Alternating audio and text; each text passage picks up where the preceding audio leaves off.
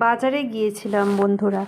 তো এই যে এই শাকগুলো মেথি শাক, আর টমেটো নিয়েছি, একটু ধনেপাতা নিয়েছি, এই আঁটিটা ধনেপাতার আঁটিটা নিয়েছি, আর একটু সবজি নিয়েছি।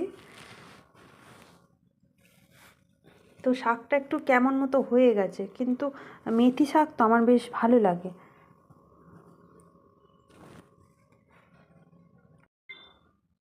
কেটে নিয়ে রান্না করব। তো কাটতে বসে গেছি, বেছে বেছে কাটতে হবে শাকগুলো। তো আজকে আমার এই মেথি শাক রান্না করব।